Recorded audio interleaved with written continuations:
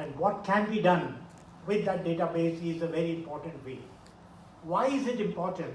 Because we have to know still a lot more about multiple sclerosis, and we are talking about biomarkers, and now with artificial intelligence coming into the picture, can we use this to answer many of our unanswered questions? Is the question. And with a database of that nature, I think he is the right man. And he has recently published a paper on artificial intelligence in multiple sclerosis, which is as late as, I think, if I'm correct, April of 2024. And that article talks more about using this technology to understand more about multiple sclerosis and to find out the answers for this. So we have a great pleasure to invite Xavier for this forum of Bangalore Neurological Society. At the outset, I have a great pleasure in inviting him, and also thank BNS for giving this opportunity to our international speaker to talk on and address our neurologists of the city of Bangalore. Thank you, sir. Please come in.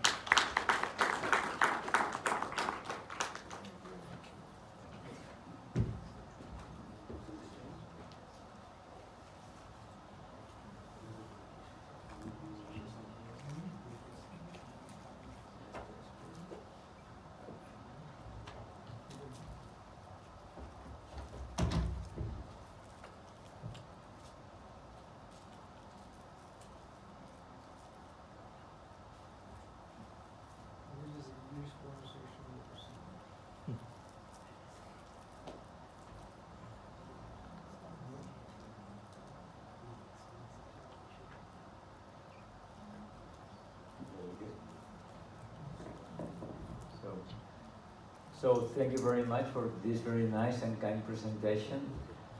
It's my pleasure to be here with you, so it's an honor to join you all. I have to recognize that few of the cases you presented, I had no idea about those, so thank you very much for teaching me. So I would like to thank very much organizers, specifically Roche, of course, for supporting me to be here. So what I will be doing during the next 15 to 20 minutes is to talk a little bit about general concepts in multiple sclerosis and a little bit of ocrelizumab, of course, as well. This is my disclaimer slide. My institution will receive a fee from Roche because of this activity I'm doing here in India, which, by the way, is my first time in this wonderful country.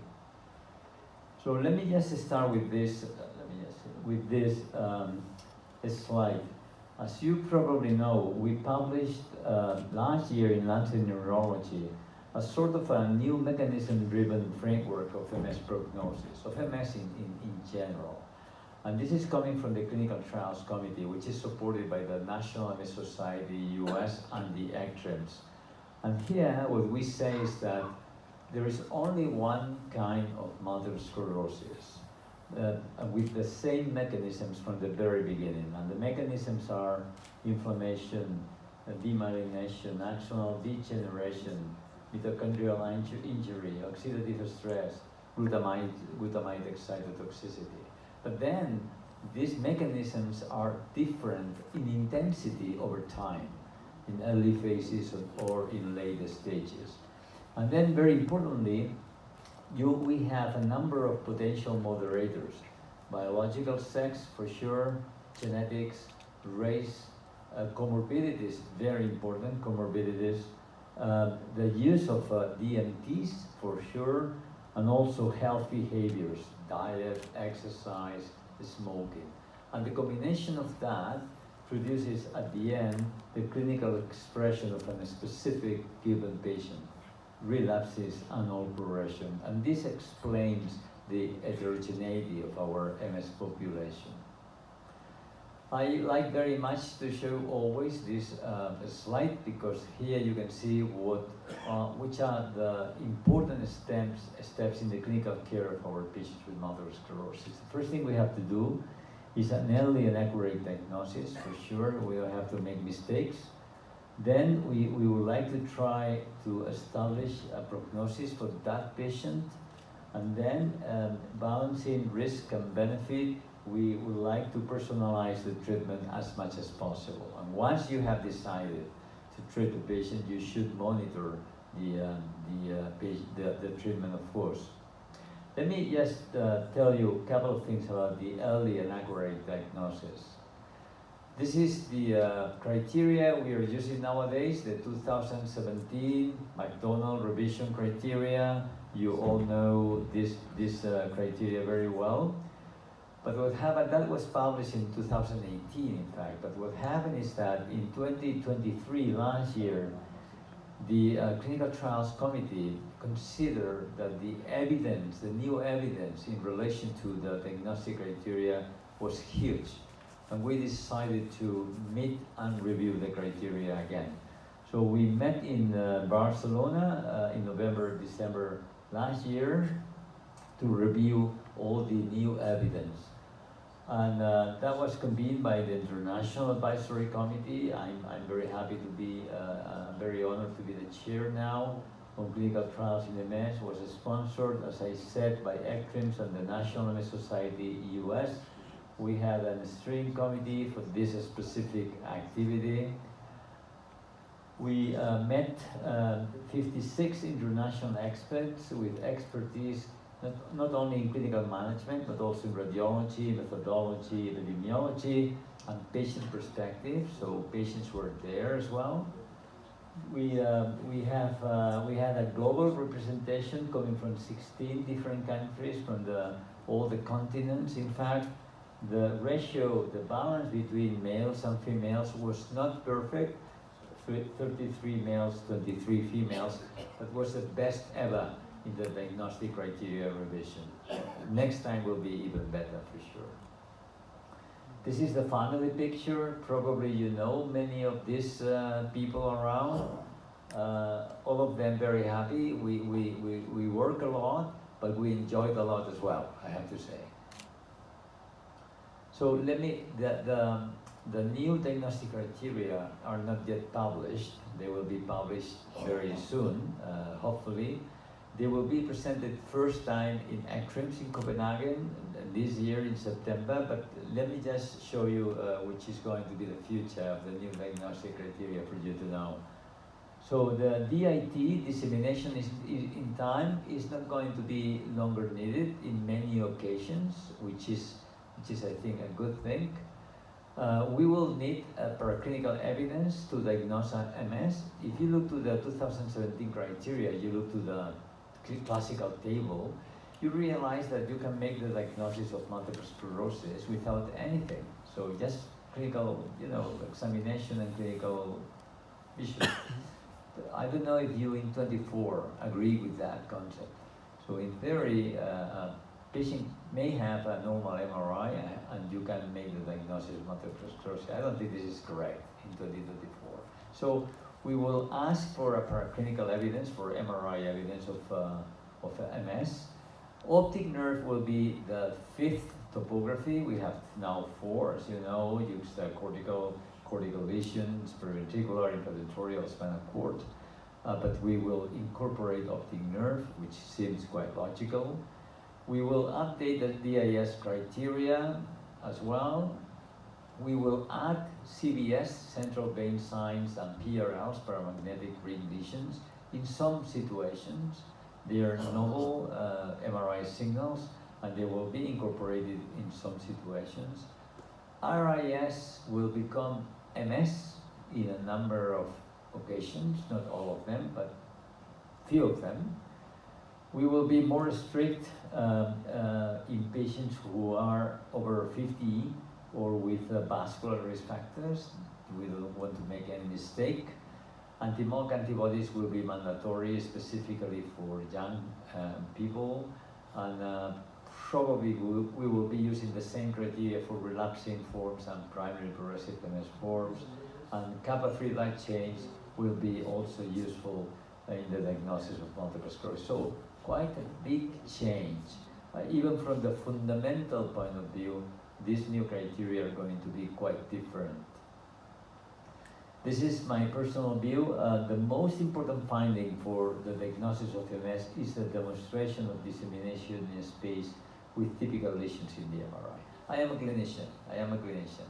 But MS is not anymore a clinical diagnosis. So we have a very powerful tool, which is MRI, and we require that the MRI should be pathological. And we all know how the lesions look like. This is a wonderful picture by my colleague, given to me by my colleague Alex Rovira in Barcelona. The typical lesions are this one, periventricular lesions, subcortical lesions, cortical lesions here and here. In the brainstem as well, this is very typical, middle cerebellar peduncle. In the corpus callosum, short lesions in the spinal cord, most of them lateral or posterior, open ring enhancement, the CVS, and PRLs as well. So we all know the typical MRI images. The Americans are very worried about misdiagnosis. So any white spot in the MRI could be considered MS. But you have to be very careful, and you should know which are the typical lesions of multiple sclerosis. So once you have a very accurate early diagnosis, then you would like to establish a prognosis in your patient, in that patient that you have in your office. And here we published in a few years ago with Dalia Rothstein from Toronto. All of these are poor prognostic factors. If you are old, you are male, you have low levels of vitamin D, you are a smoker, or you have a high relapse rate, you have a poor recovery from the first relapse, brainstem cerebellar or spinal cord onset, early cognitive deficits, you have a high number of T2 lesions, lesions in the spinal cord, brain atrophy, perhaps high levels of neurofilaments, cells slowly expanding lesions, PRLs, all of them are poor prognostic factors. So you look in your patient, how many of these poor prognostic factors the patient has. Then you want to treat the patient as well as possible, and as has been said, we have a number of medications nowadays. This is the very good news. So our therapeutic arsenal is quite impressive, with very powerful, high efficacy or very high efficacy therapies for focal inflammatory disease. That's a problem. We still have a gap. Gap is neurodegeneration. Gap is remyelination. We are not good at that. But to suppress focal inflammatory activity, we are quite good. This is a very simplistic algorithm. You have the diagnosis, you have the prognosis, and if you don't have any poor prognostic factors, perhaps you would like to use injectables, that means interference or GA, or you would like to use oral agents such as teriflunomide or dimethyl fumarate. How many of your patients don't have any poor prognostic factors? Very, very few, very few. But if you have some poor prognostic factors, perhaps you would like to start with high efficacy therapy. High efficacy therapy for us are S1P modulators or cladribine, or you would like to start with very high efficacy therapy, monoclonal antibodies. That means natalizumab, alemtuzumab, or anti-CD20 therapy, ocrelizumab or others. So you already said that. Is early treatment beneficial for our patients? What do you think? Do you think this is correct? This sentence is correct? Because years ago, many people was against this. Many people wait for 2-3 relapses to start treatment. But this is clear that this is the case. And let me just show you a couple of papers coming from our center in Barcelona that was published in 2021. So we compare our CIS cohort.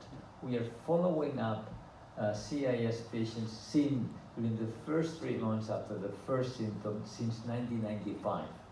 And they have been followed up by MRI, clinical and biological sampling means. And as you can see here, when we compare different epochs, Pulsar, McDonald 2001, 5, 10, and 20, what we observe is a reduction, 77% reduction in the median time from CIS to MS diagnosis, which is quite a lot.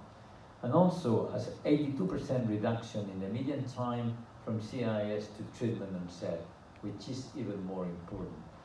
As a consequence of this, at the end, what we found is that the probability for reaching an EDSS of 3 or higher at the age of 40 years goes from 0.86 to 0.20. Probably now is less than that, it's 0.17. So the prognosis is now much better. So we are doing something good for our patients, making the diagnosis earlier, treating our patients earlier.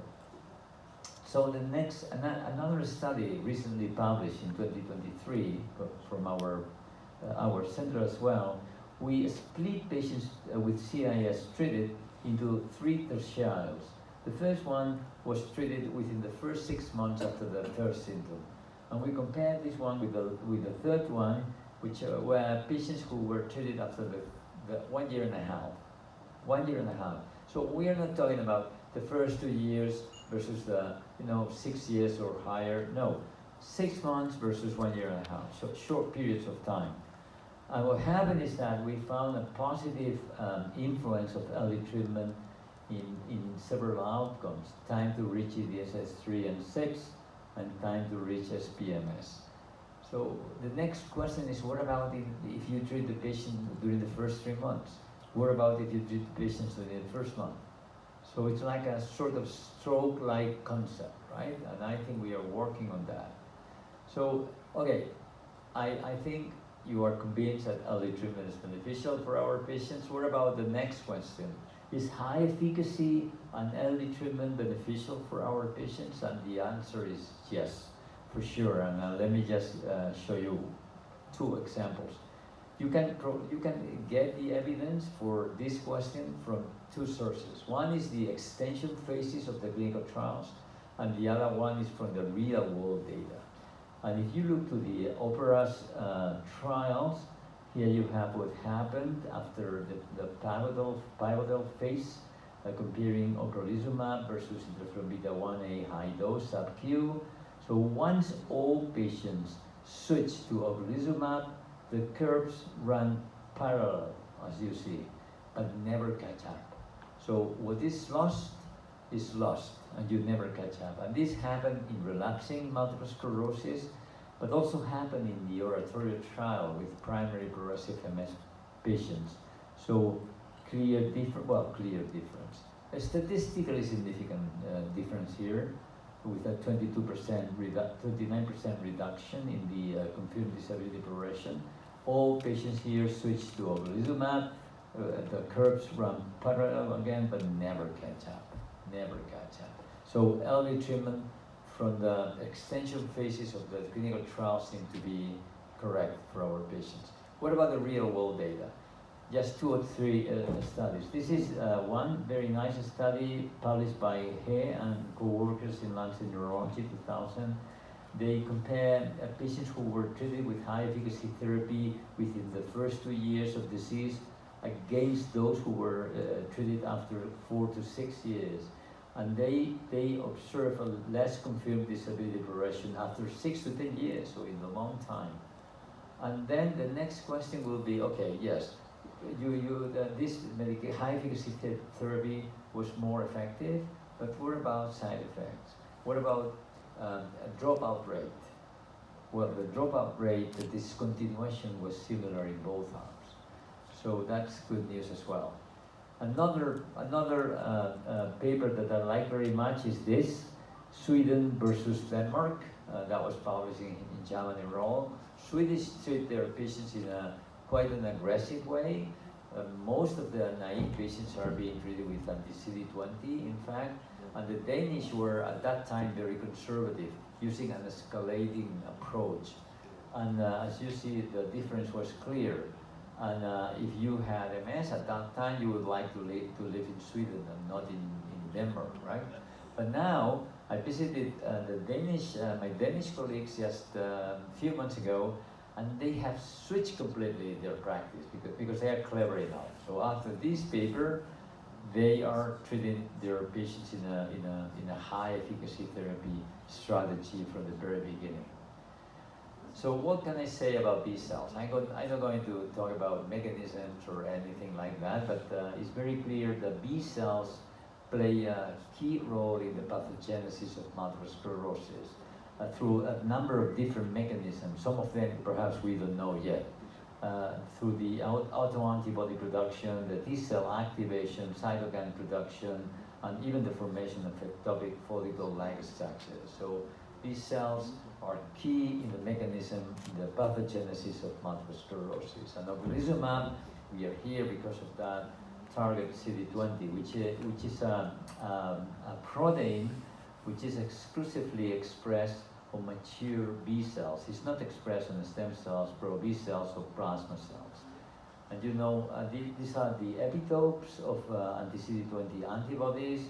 Rituximab and ocrelizumab share the same epitopes. They are not the same molecules, but they share the same epitope. Ofatumumab and rituximab have other epitopes.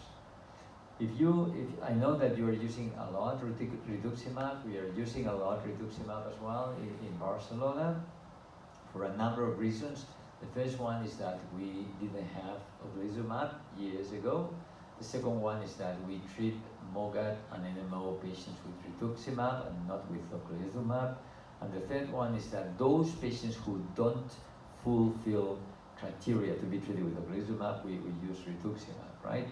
If we use, that's our country and in many European countries as well, probably US as well. If you use rituximab in a patient who fulfills criteria to be treated with ocrelizumab, you may have a legal problem. And that's why if the patient fulfills criteria to be treated, we go for ocrelizumab. But that depends very much on the country, depends very much on the system. So there are differences between rituximab and ocrelizumab. One is chimeric, the other is humanized, which has something to do with the production of antibody formation, of course. One is more antibody-dependent, cell-mediated cytotoxicity way of working, specifically ocrelizumab. That means that probably the efficacy is going to be higher. And rituximab is more complement-dependent cytotoxicity mechanism, which probably produces more infusion in the more reactions in the infusion. I'm not going to review with you all the data coming from the ocrelizumab trials. You know that data very well, but remember that the ocrelizumab was not compared to placebo, was compared to high dose of interferon, and the primary endpoint was very clear with a 46-47% reduction in the annualized relapse rate, a clear effect as well on confirmed disability progression between the two drugs. As you know, the recent clinical trials in multiple sclerosis have failed in showing differences in confirmed disability progression, even with high efficacy therapy, but that was positive. The effect on the MRI, this is the gut lesions, and the effect on the MRI is quite astonishing, and it's 94-95% in the two OPERA trials. And even in the primary progressive trial, the oratory trial was positive with a modest effect, 24% reduction in the risk of CDP, confirmed disability progression, after 2 to 3 years. Still, unfortunately, is the only medication approved to treat our patients with primary progressive MS. So after 7 years, almost 8 years, it still is the only drug. We have to fix that. We need more medications here to treat our patients with progressive MS. After 10 years of ocrelizumab, we presented this paper in this year American Academy of Neurology, and another one is going to be presented at the ACTRIMS. Just a few slides. So after 10 years, you can see that almost 8 out of 10 patients who started with ocrelizumab are progression-free after 10 years, which is not bad. In the primary progressive trial, 1 out of 3 patients who started with ocrelizumab are still progression-free after 10 years. But I think the most important message here is the same. After 10 years, what is lost is lost. Curves never catch up. So, and I think when I have a patient in front of me, I remember this graph. So looks okay, but what about in 10 years time from now? The annualized relapse rate over time is very, very low. It was equivalent to a relapse every 62.5 years, and the activity as well. So that means that with anti-CD20, with obelizumab here, you just suppress completely the focal inflammatory activity measured by relapses, new T2 lesions, and gut lesions. We will see that we don't suppress everything here. These are the serious infection rates, which remain stable with non-significant year-on-year variation, and within the range reported in real-world registries. So this is quite good as well, quite reassuring. And what about the breast cancer? You remember that when we ran the oratory trial in PPMS, we had 5 cases of breast cancer in obelizumab treated patients, none in the placebo group. So that was a red flag. Since that time, we have been following up very carefully the incidence of breast cancer and of cancer in general. The good news is that the rate it remains within the range of the normal population, and I think this is very assuring for us. So be careful with the treatment inertia. I think you know the concept of treatment inertia. Treatment inertia is the lack of treatment onset or escalation when there is evidence of disease activity. So you know that you should start treatment in that patient. You know that you should escalate the treatment in that patient, but you don't do it. For many reasons. Here perhaps it could be the access sometimes, right? It could be the access, but not necessarily. Sometimes it's the burden of work. You will, if you switch from, I don't know, GA, okay? GA, you don't need any control for GA. You don't need any blood tests, any blood work, anything. But you switch to, I don't know, alendizumab. You know that for 4 years after the last infusion, you will need a blood test, an urinary test every month, etc., etc., MRIs, etc. So there are a number of factors contributing to treatment inertia, but this is not correct, and you should skip it. In our center in Barcelona, that we are proud of treating our patients early and with very high efficacy therapy. We do have treatment inertia. So here, one example. This is the CIS cohort that was last year. 1,378 patients that we see within the first 3 months after the first symptom. 60% of these patients have fulfilled already McDonald 2017 criteria. But you know what? We just treated 75% of this. Not all of them, 75%. Why we didn't treat 100% of the patients with CIS fulfilling 2017 diagnostic criteria? We don't know. And we are just checking why that happened. Probably these are the oldest patients that we diagnosed years ago, but still we don't know. But you know what we are doing now in our center is this. This is the treatment line of the first ever treatment. So these are naive patients, okay? And as you see in green, you have the intermediate efficacy medications. We are very kind. We don't say low efficacy. We say intermediate efficacy. That means injectables, teriflunomide, imidazole. In yellow, you have the high efficacy medications. That means S1P modulators and cladribine. And in I don't know, blue, dark blue, the very high efficacy. They are monoclonal antibodies. In 2022, more than 50% of naive patients started treatment with very high efficacy therapy. And now it's even better than that. So our center is switching clearly to a very proactive treatment strategy using very high efficacy therapy. Right. So let me just show you our experience specifically with anti-CD20. In March 24, we had 954 patients who have received at least one dose of anti-CD20 therapy. Many received rituximab, 551, 361 patients receive ocrelizumab. Of course, nowadays more patients are receiving ocrelizumab and less patients are receiving rituximab, but still we use rituximab for the reasons I mentioned before. Let me just show you what happened with the first 50 patients treated with ocrelizumab out of 361 patients. So this is the demographics.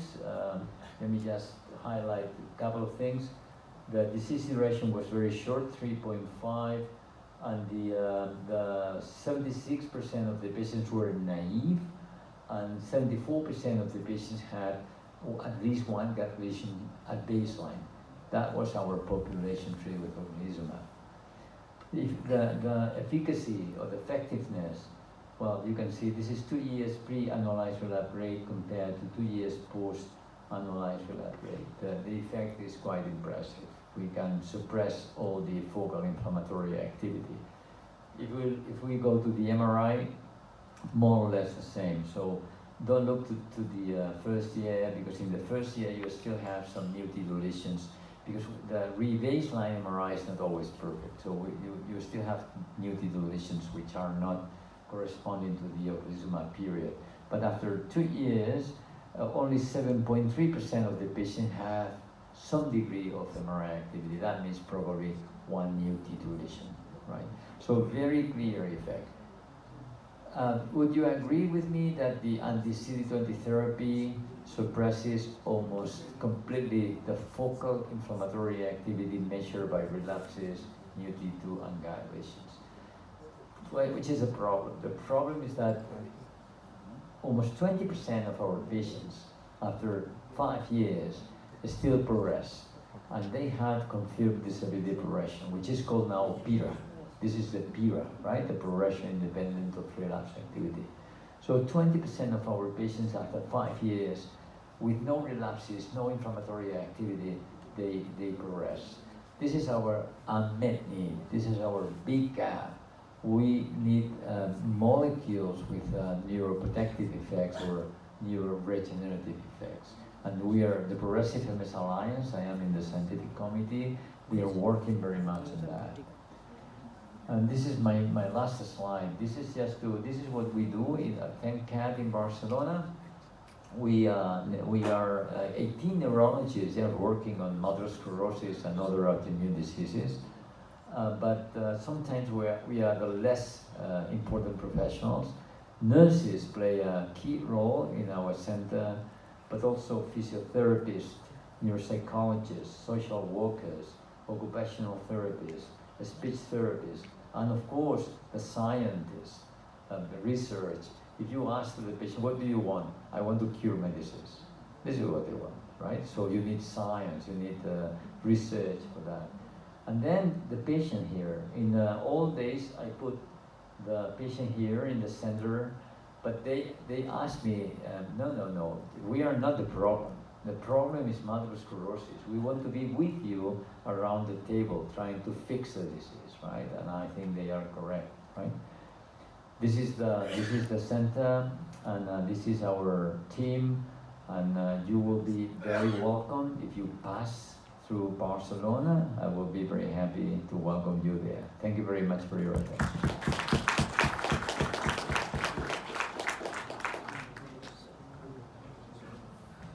I don't know if you have any questions or comments or whatever.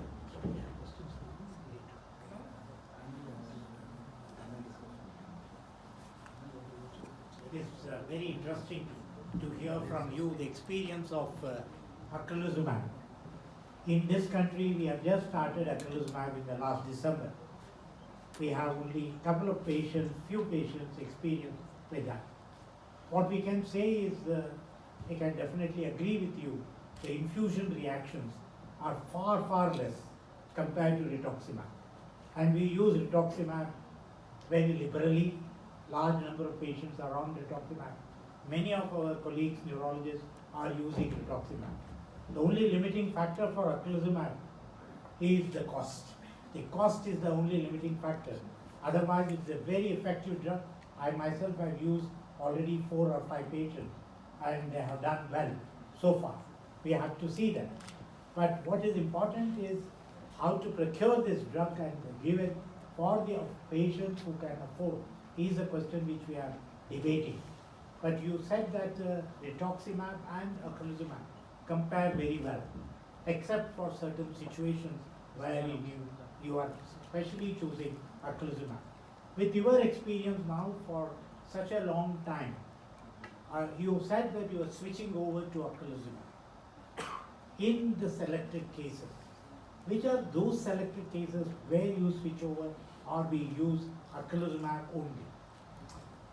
Well, as I said, if the patient fulfills criteria to be treated with ocrelizumab, we just start with ocrelizumab. Rituximab is for those patients who don't fulfill criteria, NMO, SD, and MOGAD, and also, and that's it. These two conditions, right? Yeah, because in our country, the health system is universal, and the state is the administration is paying for the medication. So I think many neurologists don't know the price of ocrelizumab, for instance, just to give you one example. So ocrelizumab is the drug, in some cases rituximab. Sometimes, if the patient is being treated with rituximab for a short period of time, and they have some, infusion reactions after a while, or they don't feel that there is a sort of wearing off phenomena, then we switch to ocrelizumab as well. But this doesn't happen too often, I have to say. But we do as well. Yeah. Sir, I'm Dr. Thomas from St. John's Medical. Nice talk, sir. And do you monitor CD19-20 in any of ocrelizumab patients? Do you monitor the CD19-20 counts, or you just don't mind that? That's a very good question. What we monitor is the levels of IgG and IgM every 6 months before giving the next infusion. If the patient has low levels of IgG plus urinary infections or pulmonary infections, we do two things. One is to stop the treatment and reconsider the situation. The other one is to give the patient IVIG. That's on one hand. CD19, CD20, yes, we measure every 6 months as well, but we don't take care of them. So because in NMOSD is a good biomarker for treatment response, but not in MS. So there are quite a number of studies indicating that the CD19, CD20 percentages are not useful as a biomarker of treatment response. So we don't use it like that. We have all the data, but we don't use it like that to make the clinical decisions. That's it. And ocrelizumab is a fixed dose of 600 milligram every 6 months. And what is the dose of rituximab usually you do? You use the high dose regimen of 2 gram every 6 months, or you go for the Swedish regimen of 500 mg? We do everything. Okay. Yeah, you're right. So, as a clinician, not from the studies, if you have a head-on-head comparison between ocrelizumab and rituximab, what makes ocrelizumab your choice? Given that you can use either one of them, how do you choose? Like us, we have choice of either one. There is nobody to regulate and say that you have to do this. With rituximab, we play a little bit, I have to say. So sometimes if the patient is very stable and the patient is not young precisely, and we start to decrease the dose or to increase the period between infusions. We do that. With ocrelizumab, this is a little bit more complicated. But as I said before, we don't have a doubt in front of a patient. We don't have a doubt between rituximab or ocrelizumab. If the patient fulfills criteria to be treated with ocrelizumab, that's it. If the patient doesn't, then we consider rituximab. For MOGAD and for NMOSD, rituximab directly, but not ocrelizumab. We are not using ocrelizumab for those patients. But we don't have to choose, because it's like it's inclusion criteria. Fulfills ocrelizumab. Don't fulfill, then you consider rituximab. So I'll give a different context, because we are using rituximab from 2015. So some of our patients on rituximab progressing, is there a point giving ocrelizumab, or do you think that if rituximab is not worked, ocrelizumab will not work? Or do you think we should try ocrelizumab giving a good dose of rituximab, patient is still progressing. So do you think we should give a trial of ocrelizumab in these patients? Well, we do that. So one aspect is that there are many biosimilars of rituximab. Not necessarily all of them are equally good. Generics are good in general, so you have to be very bad to have a bad generic, right? But with biosimilar is another business. So sometimes you realize that the biosimilar is not good enough. So yes, when the rituximab is not working well, and it used to work, it used to work well, we try ocrelizumab immediately. Yeah, we do that with infusion reactions as well, at least for a while, at least two infusions of ocrelizumab. Yes, we do that. Yes. Thank you, sir. Thanks. One of the slides you had compared in terms of mechanism of action, ocrelizumab scores over rituximab in terms of cell-mediated immunity. So what's the clinical implication? Is it better in terms of primary progressive MS, or how is it, what's the clinical implication of difference in terms of efficacy, in terms of mechanism of action? You mean the antibody? Yeah. I don't know for primary progressive specifically. In general, you would say that the antibody mechanisms is better than the complement mechanism. The complement mechanism is more abrupt, so you destroy more cells in a short period of time. That's why they have more infusion reactions, right? So you would prefer to have the antibody production mediated cytotoxicity in your patients. Yeah, this is the immunology point of view. So just an off question, not on the topic. How do you manage a refractory MOG? That's thank you very much for that question. That easy question. The refractory MOG? Yeah. We don't know how to do that, but we try everything. Sometimes the mild mycophenolate first, and rituximab. Then many patients don't work well. Then we start with IVIG. Some of them with sub-Q IVIG to make their lives a little bit easier, and then tocilizumab sometimes. And then we are trying also eculizumab in some patients. But it's not easy. There is no. Most of the MOGA patients are okay. They are, I wouldn't say benign, but they are not as hard, as tough as the NMOSD. But when you have a MOGA who is not working well, you have issues, you have problems, right? So that our order is mycophenolate, rituximab, IVIG, steroids, chronic steroids as well, and tocilizumab. And then eculizumab sometimes. Yeah, there are a number of trials going on now. Thank you, sir, for that wonderful presentation. And we are supposed to have a panel discussion. All right. And by chance, my talk is missed, but I think Professor Satish Chandra and you have covered the entire talk of mine. Okay. So I don't think we should repeat it again. And we are close to dinner. What set of patients do you advise For natalizumab? panel, I think we were supposed to ask few questions. I think we can just ask that. We And, can ask him then. Dr. Sharma sir, you have any questions for Yeah, any then we pressing can- questions? I think we can ask. We should And, ask him then. so, few more things in pregnancy. What's your, ocrelizumab and pregnancy? Rituximab, we say after 3 months you can, and we don't bother now because it's fairly safe in pregnancy. So, ocrelizumab, we follow the same for pregnancy. Go on the stage. On the stage. On the stage. Sir, On please. the stage. So yeah, pregnancy thing.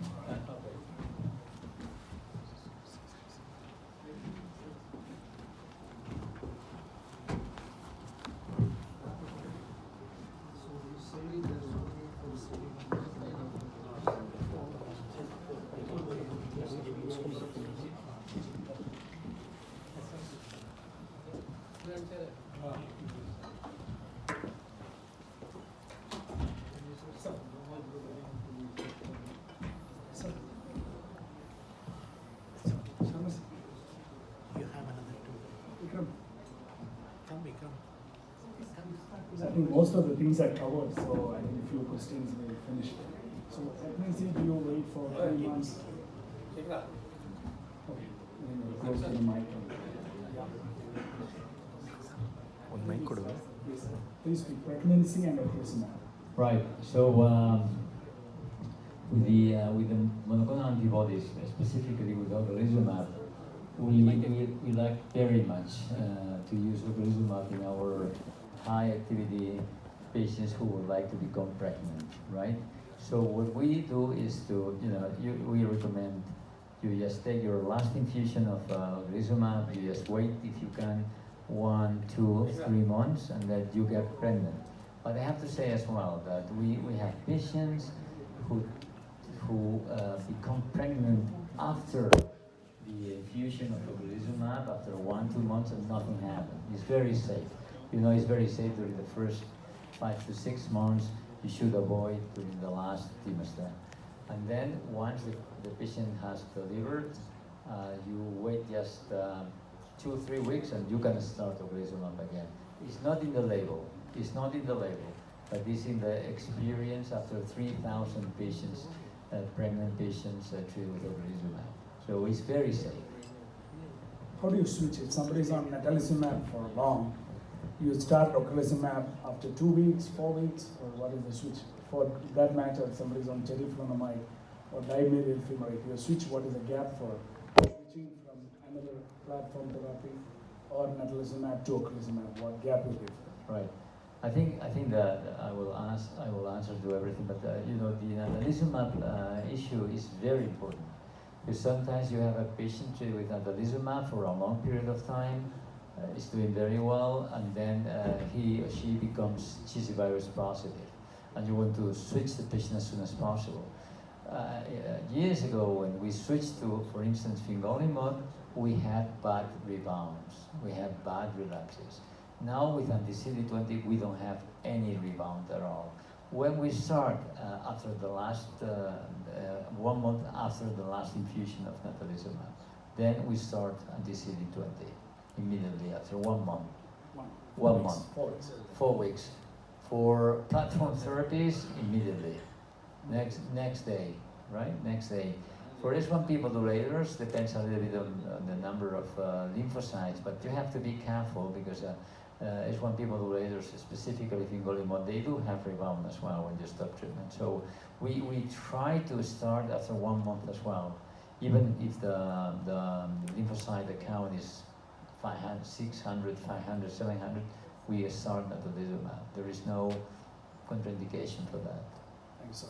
Yeah. I'm sure people are waiting to ask that question about CD19 and CD20. Here in our place, we all use CD19, CD20, maybe every 5 or 6 months later. And based on that, we plan the next injection of the rituximab. You said that it is of no use. So can you please elaborate that? Well, on one hand, anti-CD20 just decrease the number of B cells in the periphery, not in the lymph nodes or in other secondary lymphoid organs. On one hand. On the other hand, there are a number of studies, quite a number of studies, indicating that there is no correlation between the percentage of anti-CD19, CD20, and the treatment response for ocrelizumab. So that's why we are doing that. So we try to give the ocrelizumab every 6 months. We check the CD19, CD20 for research purposes, but we don't take clinical decisions based on that. For NMOSD, completely different. They are biological surrogates for treatment response. Since you have a data of CD19, CD20, and you said you are using for research purposes, have you looked it back and then said, is it useless or useful? We did 3-4 years ago. They were not not useful, and we have to review again the data. But I am afraid that they will not be good biomarkers of treatment response, unfortunately, for MS. Any other thing like NFL you are using? That's another important question as well. Yes, we are using NFLs. We are learning a lot about how to use NFLs, and what I can tell you is that when you have a patient treated with a very high efficacy therapy, and is NIDA, After 1 year, no relapses, no MRI activity, no disability progression, but the levels of neurofilaments are high, that patient will lose their NIDA status in 1 year or 2 years at most. So I guess that neurofilaments are going to be the fourth element for NIDA4. Instead of brain atrophy, which is very difficult to handle, neurofilaments will be the fourth component of NIDA4 very soon. Yeah. I think we should ask here, please, Dr. H.V. Srinivas. Now, does this mean that we stop doing CD1920 while spend unnecessarily money from the patient and just give every 6 months? That's it. That's what If it is of no use, why should we do it? If you, in MS, yes, I do agree. Yes, so. For MS, he says no. I think we No need use. another platform to discuss on No that. use, that's what he is telling.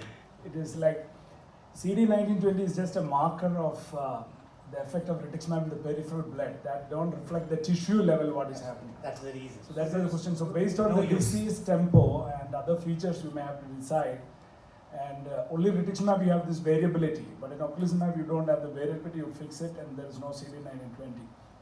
What we have learned with rituximab over many years that the B cell responders are different types. Majority of people respond in a pattern, but there are some super responders. You give rituximab 1 gram, their CD1920 is knocked for 1 year or more. There are fast repopulators, so who comes back in 3 months, especially So children, many more years. younger, they come back with fast repopulation. So the pattern is different. Some diseases like myasthenia, where you know the clinical symptoms, we can use we use the CD1920 when patient is doing well. Everything is fine, so we think that, okay, you don't need a dose now, and you save some money telling that your CD1920 is okay, so come after 2-3 months. But that is not the protocol for ocrelizumab. But still, I think a lot of, you cannot say one statement we cannot It's not. make, but still we'll have to go by other parameters. What is the conclusion for a general neurologist? Should we do it or should we not do it? It's tough to answer As that per question. him, he says no. We still continue to do it, but what he says is not useful. Their experience says that it is not useful. Yes, in MS. We are talking about MS only, not about NMO or MOM. Yes. So now we have become quite comfortable with this anti-CD19 and 20s. Rituximab we are using a lot, and ocrelizumab is also quite a nice drug to use. What do you feel is the current role of alemtuzumab, cladribine among your patients now, sir? Because you are in a country where you can use whatever you want. The government is paying for it. If I understood your question well, which is the role of alemtuzumab and cladribine in our patients? Yeah, I will add on to that. You didn't tell anything about ofatumumab. Yeah, I can. So, Yeah, I can. I don't have any, I haven't signed anything in that. not scientific. So, ofatumumab, I will start with the most difficult one. Ofatumumab, we just share with the patient the data coming from ocrelizumab and ofatumumab, right? And we share with the patient our own experience, which is of course higher for ocrelizumab than for ofatumumab. But it's a very personal decision. Depends very much. Patients don't like to inject themselves every month, sub-Q. Do you need a fridge if the patient is traveling around? So there are a number of components. Some patients prefer to go to the hospital and spend 2 hours with an iPad watching a series or something like that. So this is for ofatumumab. We are not saying that ocrelizumab is more efficacious than ofatumumab, and the other way around. We are not saying that. So we are giving the information to the patient, and that's it.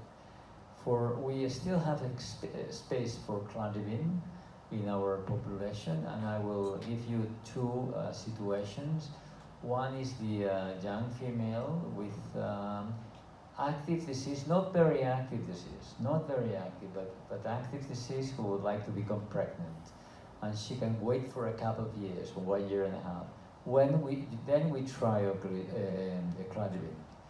The other situation is patients who are, 55 years, even older, and they have a mild disease, and this is going to be the last medication for them. And then with the immunosenescence and the durability of cladribine, you expect that they will not need anything else in the future. And then, of course, a number of patients with mild disease, they also like very much cladribine, very convenient for them, right? Alemtuzumab, I like alemtuzumab a lot. It's very powerful, and we use it quite a lot in the past. And those patients, I remember a number of patients who, after 8 years, they are perfectly okay. Unfortunately, as you know, the side effect profile, the safety profile is not really wonderful.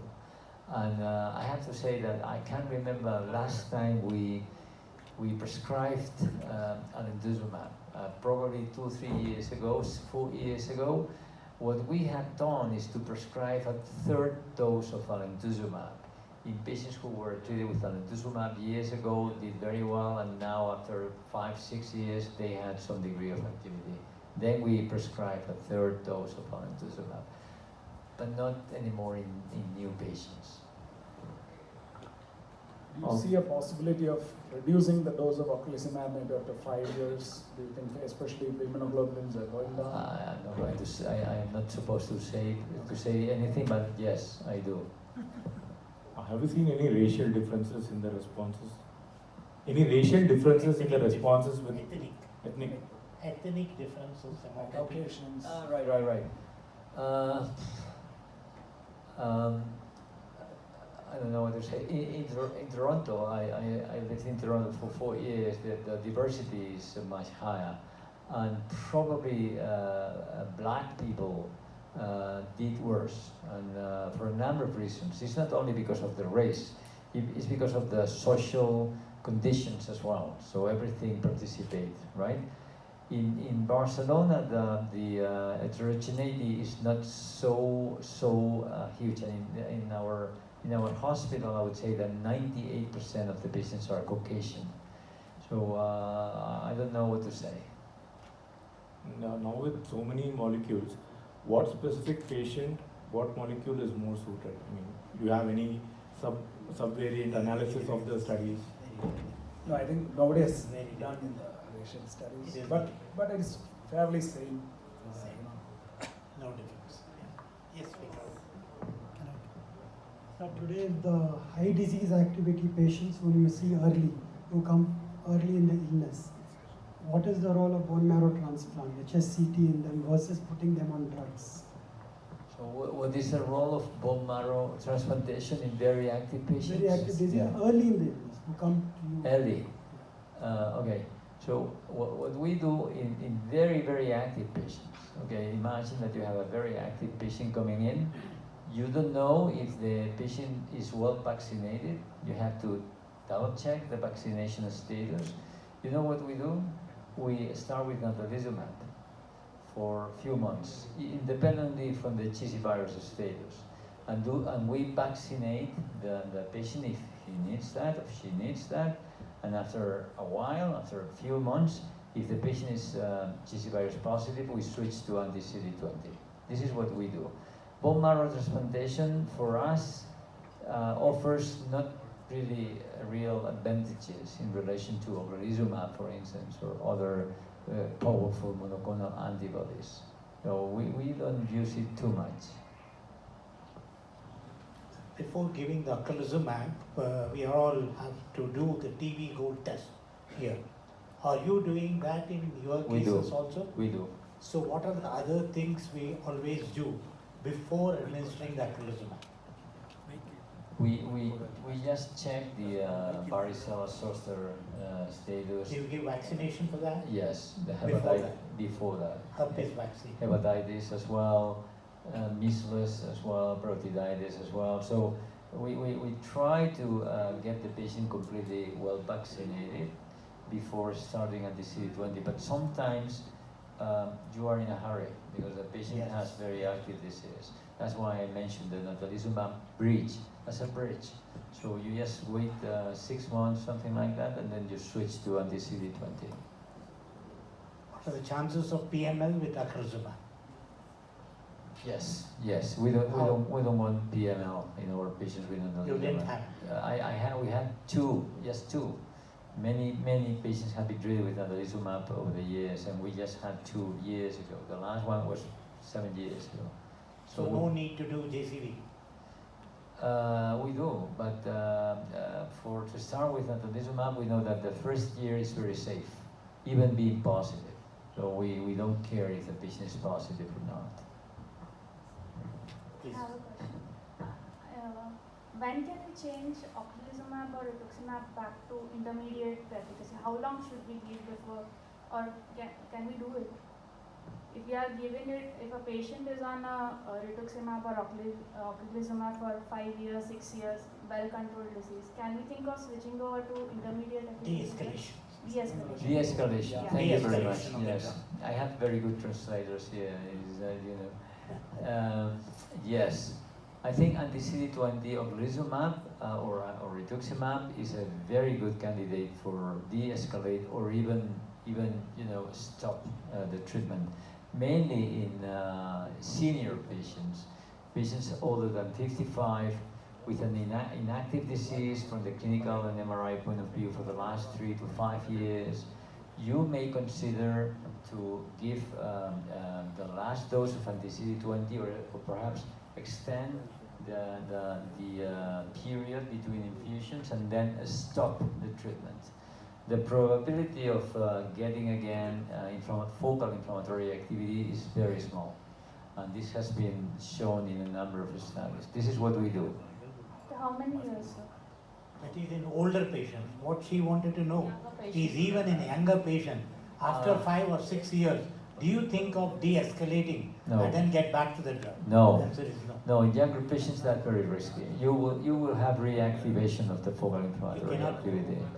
If you have problems with the safety issues with the anti-CD20, you better go to for another way, but don't stop treatment because after a few years, 1-2 years, you will have rebounds. You will have a new activity. Rebound, no, but new activity.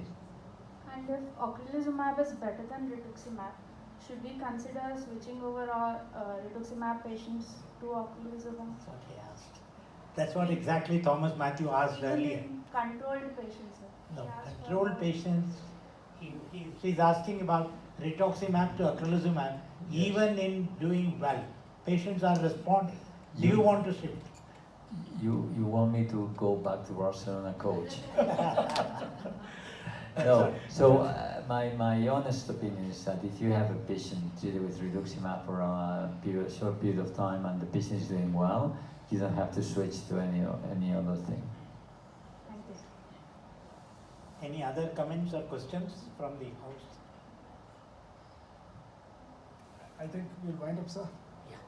We'll wind up. Thanks a lot. Thanks a lot. Thank you very much, and I'm sure Thank you, sir. we had a wonderful session from our